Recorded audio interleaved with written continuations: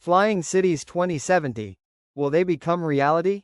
Part 1. Imagine waking up one morning, stepping outside onto your balcony, and instead of seeing crowded streets below, you see clouds drifting gently under your feet. Flying cars zip by, parks float above the earth, and entire cities hover in the sky. Sounds like a science fiction movie? Well, by 2070, this might just be our reality. Welcome to today's journey, where we'll explore the exciting, bold, and maybe even terrifying idea of flying cities. Over the next 2 hours, we'll break down everything: what a flying city is, the technologies that might make it possible, the reasons humanity might need it, the challenges we'll face, and finally, whether it's actually realistic by 2070. 1. What is a flying city? When we talk about a flying city, what do we actually mean? We're not just talking about a hot air balloon, or a spaceship orbiting Earth. A flying city is essentially a floating habitat, a fully functioning urban environment suspended above the surface. Think of skyscrapers, parks, schools, hospitals, shopping districts, everything you'd expect in a modern city, but thousands of meters in the air. This concept has existed for centuries in literature and science fiction. From the flying island of Laputa in Jonathan Swift's Gulliver's Travels to futuristic worlds like Elysium, humanity has always dreamed of living above the earth. 2. First inspirations. But why are we so fascinated with the sky? Well, the sky represents freedom, escape, and endless possibility. Look at the history of flight. For thousands of years, humans looked at birds and dreamed of flying. Then in 1903, the Wright brothers took off. Just 60 years later, we were landing on the moon. Flying cities are simply the next step in that same human dream. We've conquered the sea with ships, the land with megacities, the air with planes. The question is, can we combine all of that into a permanent home above the clouds? 3. Basic concepts of floating a city. So, how would it actually work? The simplest idea is giant floating platforms filled with helium or hydrogen, much like massive airships, but strong enough to carry entire neighborhoods.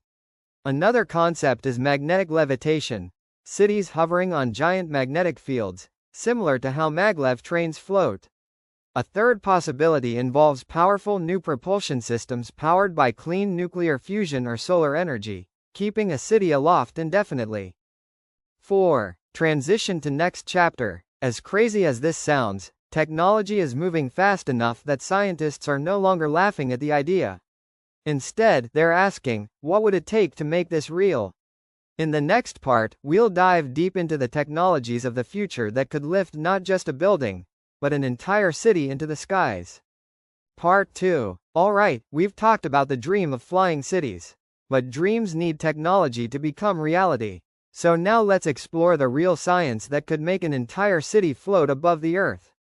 Trust me, this part is where things get seriously futuristic. 1. Energy, the heart of a flying city. To keep a city in the sky, we need a power source that is clean, limitless, and incredibly stable.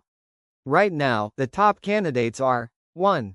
Nuclear fusion, not fission, but fusion, the same reaction that powers the sun.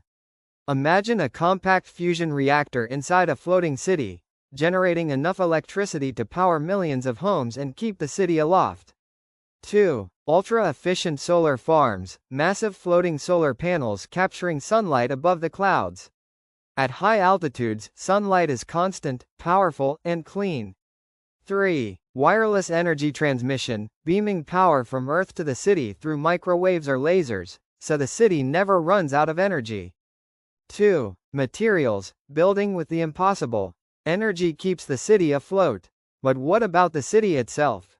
Imagine the weight of millions of tons of concrete and steel. That's impossible to lift, right? Well, that's why we'll need futuristic materials. 1. Graphene, a single layer of carbon, 200 times stronger than steel, but incredibly light. 2. Carbon nanotubes, tiny fibers with mind-blowing strength. 3. Titanium alloys, resistant to corrosion, perfect for high-altitude structures. These materials could reduce weight dramatically while maintaining unbelievable strength. Without them, a flying city would collapse under its own weight. 3. Lift and stability, beating gravity. Okay, we have power and strong materials. But how do we actually make the city float? Scientists suggest three main methods. 1. Airship technology, giant helium or hydrogen platforms, scaled up 1,000 times bigger than today's blimps. 2. Magnetic levitation, like maglev trains, entire platforms suspended by electromagnetic fields, perhaps using Earth's magnetic core.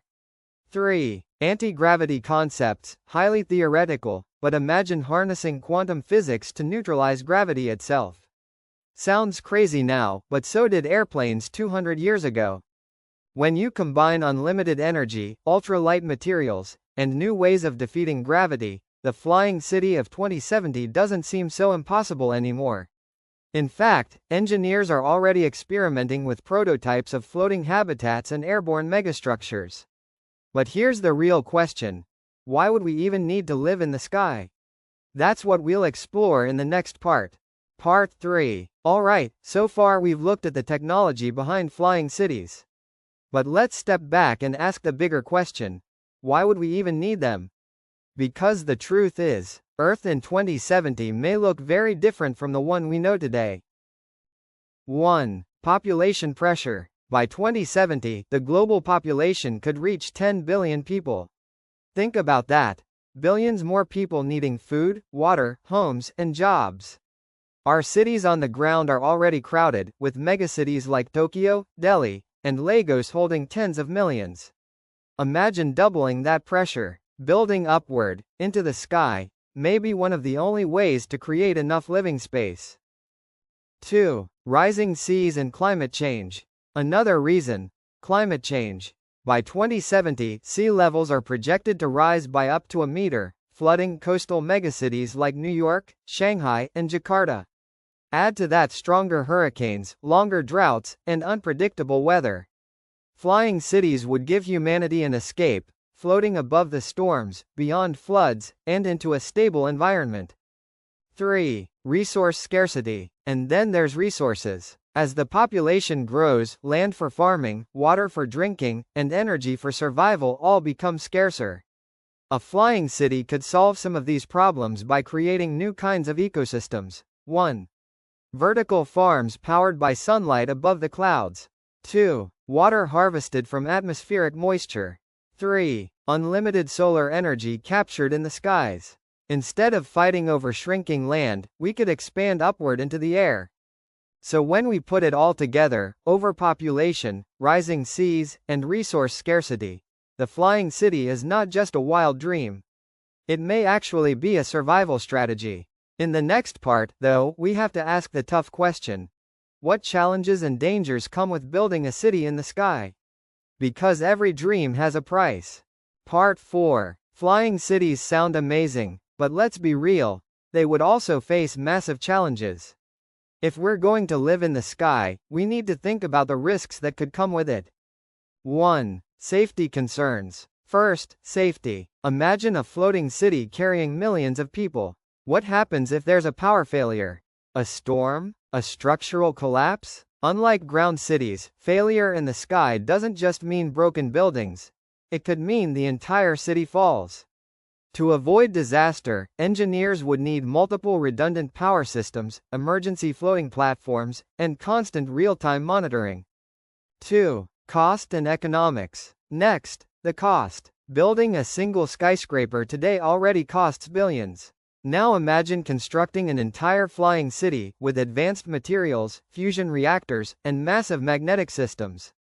The cost could be in the trillions. So who would pay? Governments? Billionaires? Corporations? And if it's too expensive, will flying cities only serve the ultra-rich, leaving the rest of humanity behind? 3. Social inequality. This brings us to one of the toughest challenges, inequality. If flying cities become real, will they become exclusive islands for the wealthy, while billions of people are left struggling on Earth? It could create a dangerous divide, literally separating humanity into sky people and ground people. And history shows us, when inequality grows too much, conflict follows. So yes, flying cities are possible, but they're not perfect. Safety, cost, and inequality could make or break the dream. But what if we overcome these challenges? What would daily life in a flying city actually feel like? In the next part, let's imagine ourselves living in the year 2070 and stepping into a city among the clouds. Part 5. Okay, we've covered the challenges. But let's switch gears. Let's dream for a moment. Close your eyes and imagine, it's the year 2070, and you live in a flying city. What does your daily life look like? 1. Homes and neighborhoods. Instead of high-rise apartments squeezed together, your home is part of a sky neighborhood. Large glass windows open to a view of endless blue skies. Instead of traffic noise, you hear the soft hum of wind turbines and the gentle sound of drones delivering groceries. Communities are designed around open-air plazas floating above the clouds, where families gather, kids play, and neighbors share meals, not in pollution, but in pure fresh air. 2. Transportation in the sky. Now let's talk transportation. Cars? Gone. Instead, fleets of flying taxis and self-driving air shuttles glide smoothly through aerial highways. Need to go from one district of the city to another? Just step onto a floating platform, and a magnetic pod whisks you across in seconds. No traffic jams, no honking horns, just smooth silent travel in the open sky. 3. Work and daily routine. Your daily work routine is transformed. Offices are transparent towers with views of Earth below. AI assistants handle repetitive tasks, while you focus on creativity and problem solving. For many, work happens entirely in virtual reality hubs. You could teleport into a meeting with colleagues from Earth or from other flying cities around the globe. Distance? No longer an issue. 4. Nature and environment. Nature isn't left behind. Flying cities integrate massive vertical gardens, sky forests, and artificial lakes that recycle water endlessly. Imagine jogging through a park surrounded by floating waterfalls, or meditating in a greenhouse with a view of the stars. And because you're above the smog and pollution, the air is crisp, the sunsets are breathtaking, and at night, the stars shine brighter than ever. Sounds like paradise, right? But remember, life in a flying city also raises new questions. How do we keep it safe? How do we make sure it's fair for everyone? In the next part, we'll face reality again, asking whether this vision is truly possible, or if it will remain science fiction. Part 6. We've imagined the dream life in a flying city. But now, let's bring everything together. Will this actually happen by 2070? Or will it remain just another science fiction fantasy? 1. Reality check, pros and cons. On one hand, the technologies are advancing rapidly. Fusion energy is being tested in labs today. Graphene and advanced materials are already real. Maglev trains prove levitation is possible. But on the other hand, the challenges remain huge. The cost is unimaginable. Safety must be guaranteed. And inequality could tear humanity apart if only a few can escape to the skies. So the answer isn't simple. A flying city by 2070 is possible, but it depends on choices we make starting now. 2. The human spirit and dreams. One thing is certain. Humans never stop dreaming. 200 years ago, flying across the ocean in a few hours sounded impossible. 100 years ago, landing on the moon was unthinkable. 50 years ago, the idea of carrying a supercomputer in your pocket was pure fantasy. And yet, here we are. Every great achievement starts with an impossible dream. Flying cities may be the next chapter in that story. 3. Final reflection. So maybe in 2070, your grandchildren will call a city in the sky their home. Or maybe they'll still look up at the clouds and dream, just like we do today. But whether it happens or not, the real power of flying cities is what they represent. Our endless desire to rise above limits, to explore, to build, and to dream. Now, I want to hear from you. Do you think flying cities will be real by 2070? Or will they remain in science fiction? Share your thoughts in the comments below. I'd love to read them. And don't forget, hit the like button, thumbs up, subscribe bell, and share this video with your friends. Your support helps us keep exploring the future of humanity together. Thank you for watching, and remember, the sky is not the limit, it's just the beginning.